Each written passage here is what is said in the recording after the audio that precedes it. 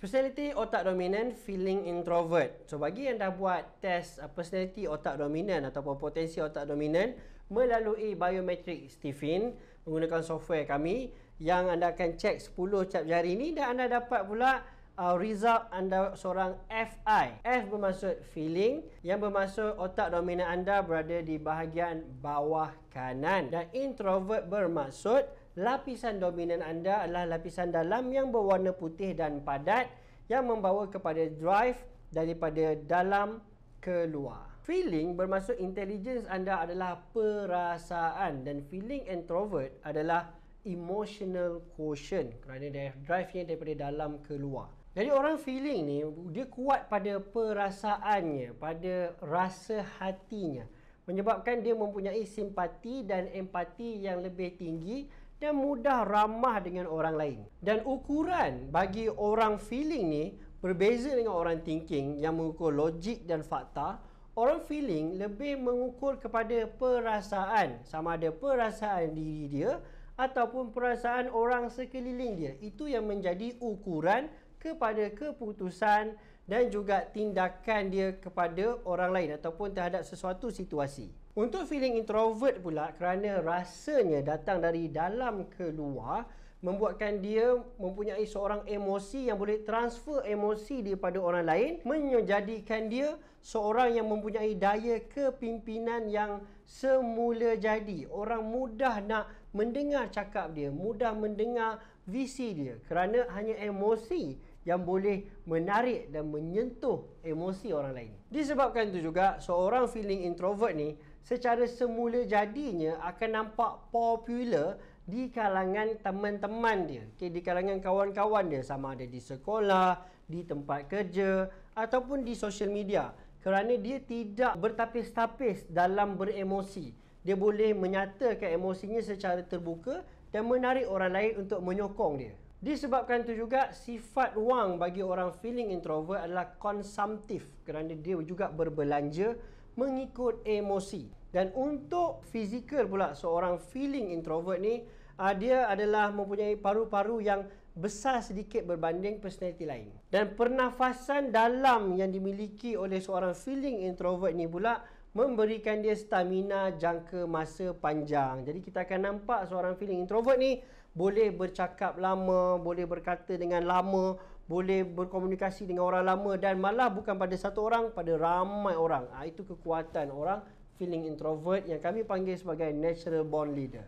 Orang feeling introvert ni orang yang sangat yakin dan sangat menegakkan pendirian dia.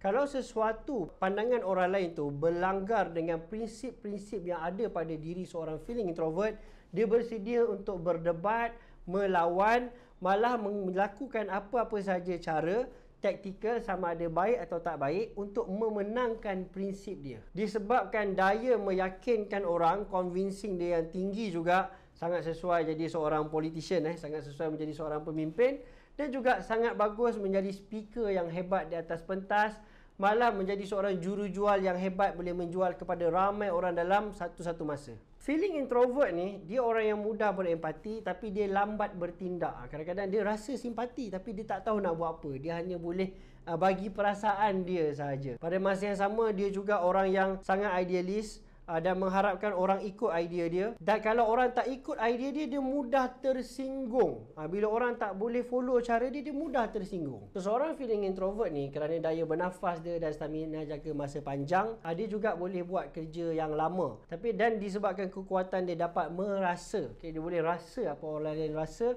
dia juga sangat bagus berada dalam bidang komunikasi. Seorang feeling introvert ni dalam belajar pula sangat bergantung pada mood. Jadi kalau nak sediakan dia belajar ni, pastikan mood dia okey sebelum dia belajar. Buatlah apa benda dia suka dulu sebelum dia belajar. Dan orang feeling introvert ni juga cenderung untuk bercakap banyak sebab dia nak mempengaruhi orang lain. Dia suka bercerita, dia suka berkongsi idea, dan disebabkan tu dia ni banyak bercakap. Tetapi orang feeling introvert selalu tak sedar, dia akan belajar lebih banyak kalau dia mendengar. So kalau dia mendengar orang bercerita, dia fokus di dalam kelas, sebenarnya dia boleh belajar dan boleh tangkap pembelajaran dengan sangat-sangat baik. Dan cara yang bagus untuk dia belajar juga adalah suruh kawan ataupun cikgu bercerita tentang subjek ataupun bab yang nak dikuasai itu kepada dia, dan dia hanya perlu mendengar saja. Sebab feeling introvert ni, jika dibuka telinga dia adalah pendengar yang sangat baik. Tapi disebabkan feeling introvert selalu bergantung kepada mood, jadi kita perlu baiki mood dia dulu, berbual-bual dengan dia dulu, bina rapport dengan dia dulu sebelum kita menyampaikan maklumat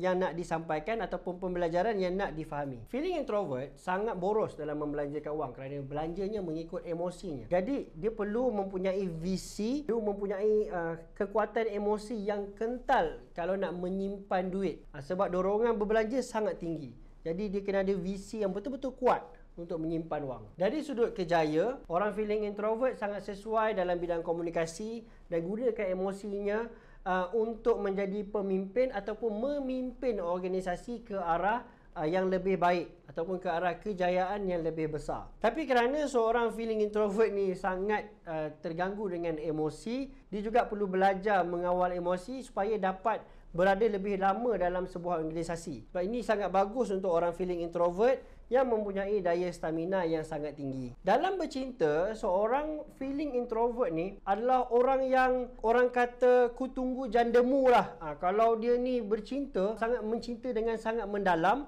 dan kalau putus cinta dia susah melepaskan, dia susah nak melupakan kekasih lamanya. Jadi dia kalau bercinta dia susah nak mencari pengganti kalau putus. So basically orang feeling introvert ni sangat mudah meyakinkan orang lain, naturally born leader, salesman yang sangat bagus, tapi dia juga orang yang malas memikir sebab dia lagi banyak menggunakan emosi dan rasa hati dalam membuat keputusan berbanding dengan logik akal. Tetapi dia juga berupaya membuat perubahan yang besar dengan menggerakkan masyarakat terhadap visi dan misi ke arah masa depan yang lebih baik.